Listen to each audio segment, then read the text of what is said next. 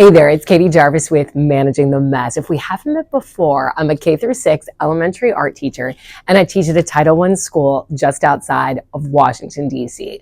I've been teaching elementary art for 22 years. In this video, I'm going to share with you how I prep and prepare for yarn weaving with my elementary art students.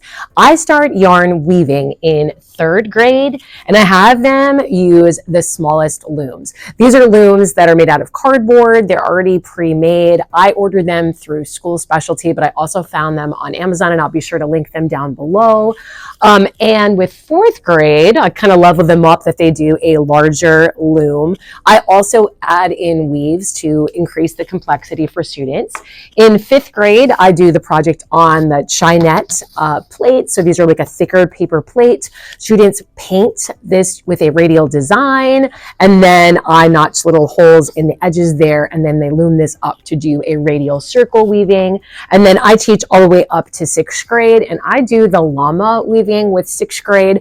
I know that it's an easier project than some of the others, but for whatever grade you have as the oldest grade in your school, having things that are a quick win for them, that they really get excited about, that they feel like they can be successful, is really important. So with my 6th graders, I save the cute little llama project, and they do that for their weaving. When we begin our weaving in the 3rd and 4th grade, I have them each week measure out and record how long their weaving is growing. So we set a goal, like we want it to be 11 inches long. It's just about as long as those looms are. And then each week after the first week, because the first week they're still just kind of learning and going, after the first week, we'll measure how many inches is it, or half inches, by the end of the class. And then they give themselves a grade for their effort.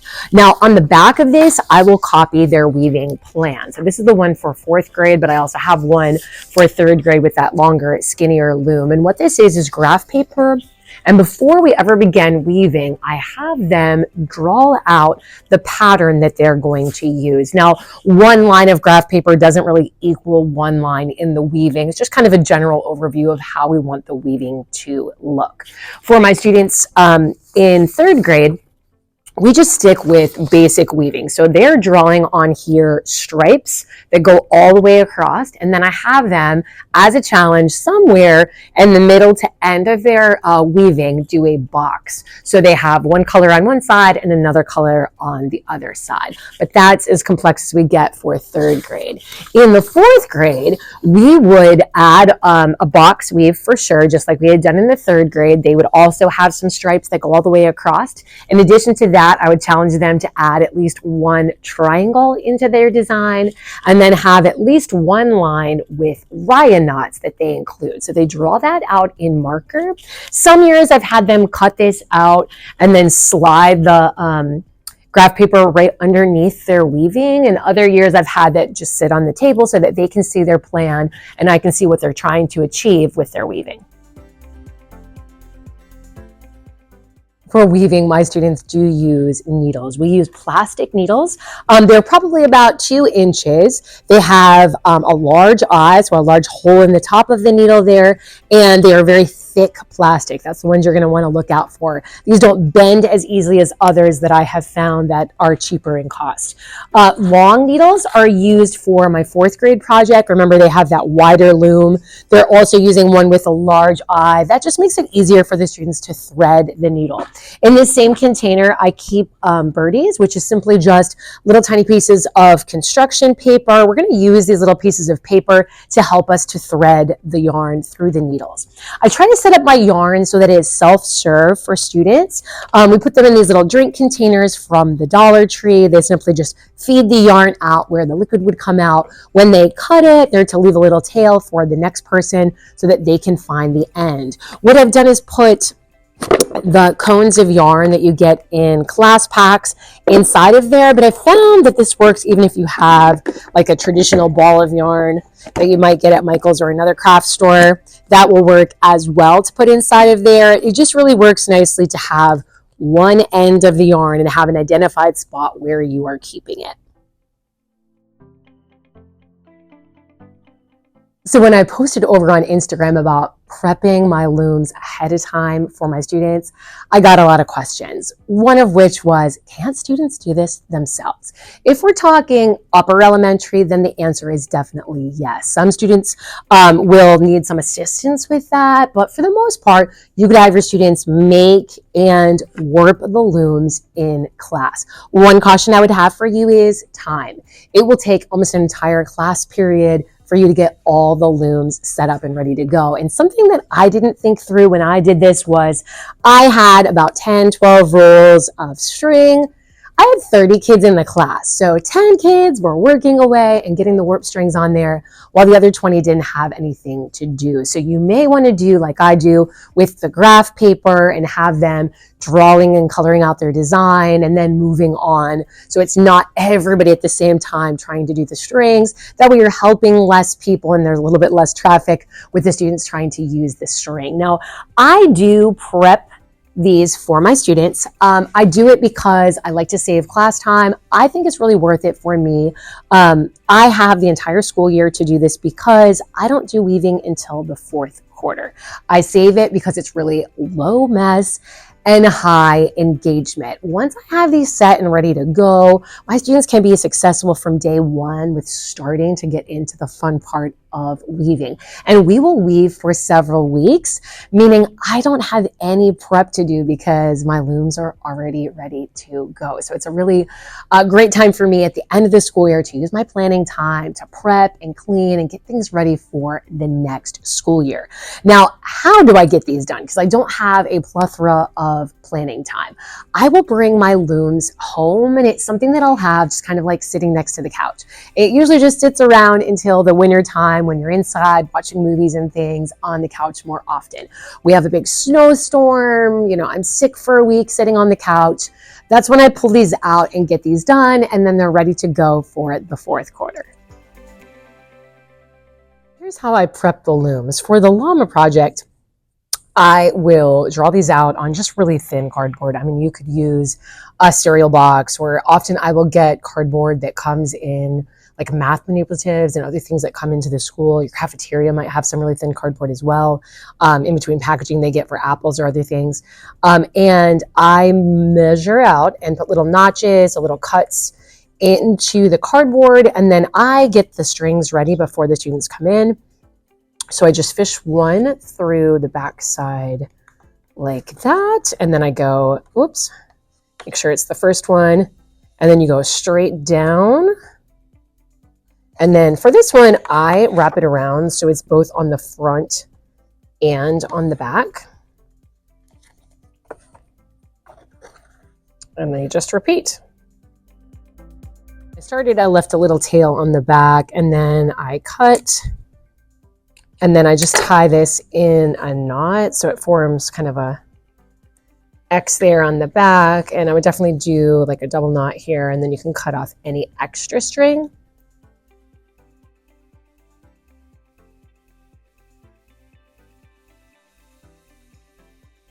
So that's what it looks like from the back and then from the front. For the fifth grade one, I'll take one of the little notches and put the string through, leaving a tail across the back there. And then I'll go all the way across and slide it down through that notch. On the back, I'm just going over one to the next one, sliding it through there, and then I'm creating an X on the front of the plate. So I'll go behind again, and then through this hole. I find this one is the hardest one to do. Like, even if I'm watching a movie or something and I am putting these strings on, I can easily lose my place. So probably the most difficult one, I'm not sure why, to do with students doing their own looms. Just keep repeating that pattern. Get to the end there, I just cut it really long to leave a tail so that I can double knot it here on the back.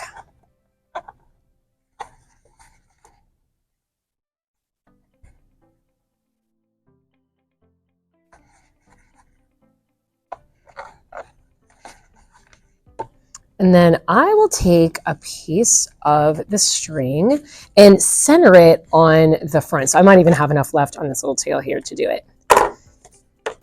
So I'll take another piece of yarn and just kind of recenter it, get these all kind of gathered together. I think it makes it easier for the students then when they're weaving to see which one's first and which one's second in order. So I just tie a double knot here, holding those ones all together, and then cutting off whatever is extra. Triangular looms work pretty much the same way. You'll just find that first notch, leave a long tail on the back, and then just begin wrapping it. I go all the way around the back and then through the next hole. Once I get to the end there, I cut it, leaving a tail, and again, tie that double knot on the back. For smaller looms or looms with not very deep notches, you also, just like you see the old masking tape here, you might want to put a piece of 2-inch masking tape across there to really reinforce it and make sure that it's going to stay still. But I haven't had any trouble with these looms with the deeper notches. Kind of found it to be unnecessary.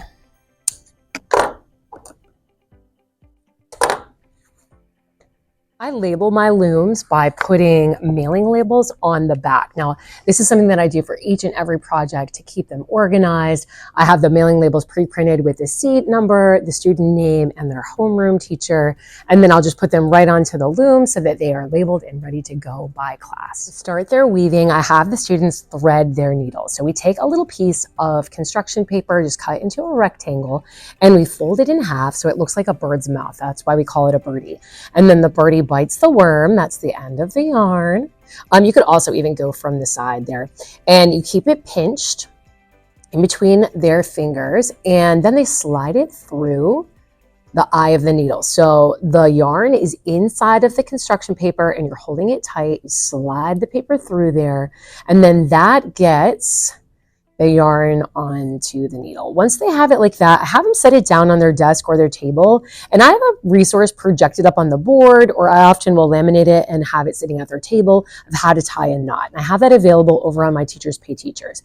What I have them do is take the little tail, put it over top of the big tail, and make an X. Once they see that X, they pick up the little tail, they're gonna go underneath and then come through that big circle that they just made.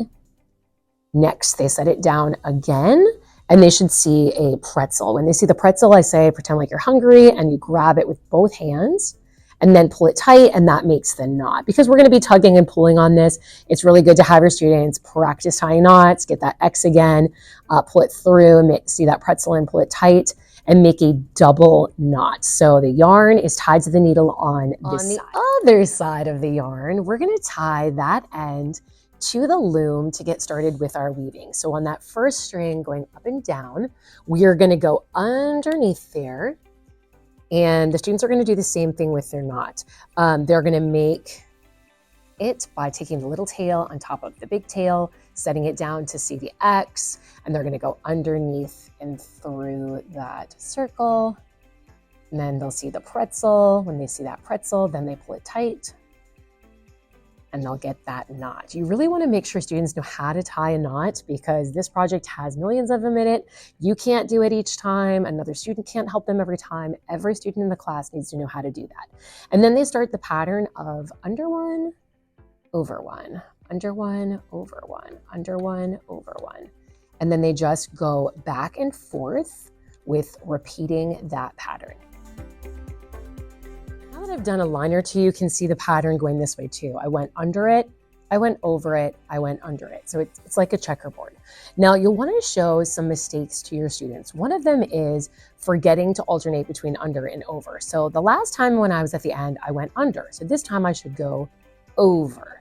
But if they do go under again, so I just went under, if I went under again, you'd want to demonstrate this to your students, because it's something that really frustrates them. And then they don't believe you. They think, oh, I did all this hard work and it's all for nothing, because when I pull on it, it literally just disappears. See how the entire line comes out? They do have to be really careful about what they do on that last line.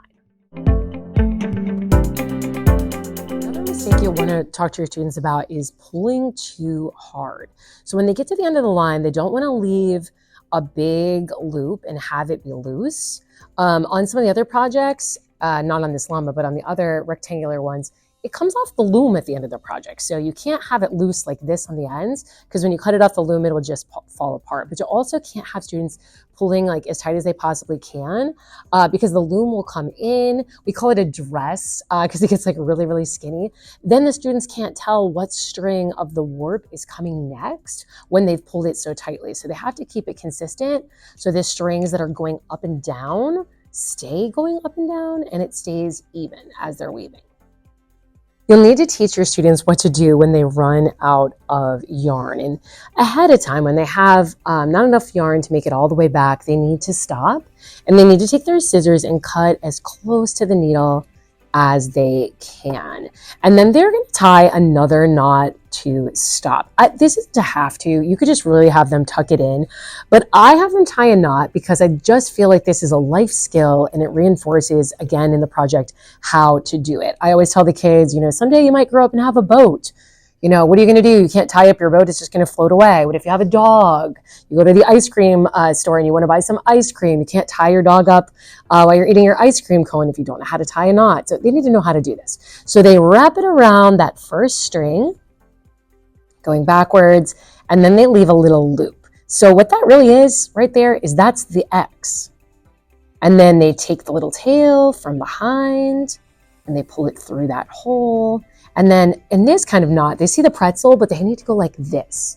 Their fingers holding it up here and the other fingers grabbing onto that knot and sliding it down, because they want the knot to be as close to the warp strings as possible. If they've got a leftover tail, they can cut it, but caution them, you do not want to cut the strings that are going up and down.